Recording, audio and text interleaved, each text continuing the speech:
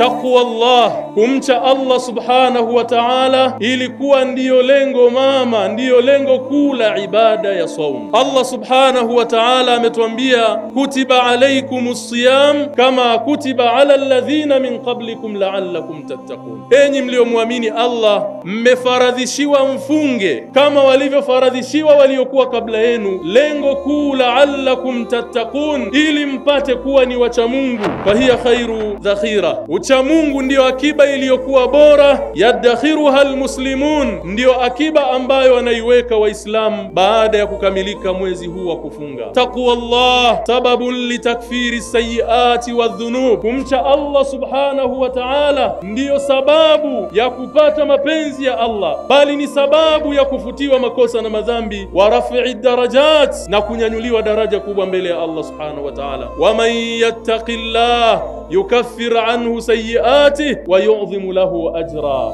Allah tabaraka wa ta'ala anasema, atakayejipamba na sifa ya ucha Mungu, sifa ya kumcha Allah subhanahu wa ta'ala, Allah atamfutia makosa yake na atamnyanyua daraja. Almuttaquna ibadallah ya'maluna bikitabillah, wale wenye kumcha Allah subhanahu wa ta'ala, ambalo ndiyo lengo la saum, ya'maluna bikitabillah, wanakifanyia kazi kitabu cha Allah subhanahu wa ta'ala. Wacha Mungu wanaishi kwa mujibu wa Qur'ani, wanaishi kwa mujibu wa kutekeleza maamrisho ya Allah subhanahu wa ta'ala.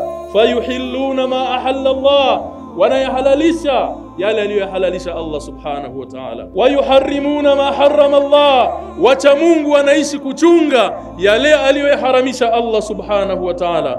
Ayyuhal mu'minuna ibadallah, hafidhu ala thamarati shahrikum wa khairi zadikum yawma talqawna rabbakum. Ndugu zangu katika iman, yatakiwa kila mmoja miongoni mwetu ayalinde matokeo, ayalinde matunda yanayotokana na ibada yake ya saum, ailinde akiba ya ucha Mungu aliyoichukua pale atakapokutana na Allah subhanahu wa ta'ala. I'lamu anna al-eid laysa liman labisa al-jadid, lianna kulla jadidin sayabla, walakin al-eid liman ta'atuhu tazid. Hakika ya Eid ya ukweli sio kwa yule aliyevaa nguo mpya, la, lianna kulla jadidin yabla, kwa sababu kila kilichokuwa kipya kinachakaa. Lakin as-sa'id, lakini aliyefaulu na kufanikiwa, liman ta'atuhu tazid, ni yule ambaye ucha Mungu wake unaongezeka, ni yule ambaye ataishi maisha ya kulinda yale aliyowekeza katika mwezi mtukufu wa Ramadhani. Man sama ramadhana thumma atba'ahu sittan min shawwal kana kasiyami dahr, yule ambaye amefunga mwezi wa Ramadhani,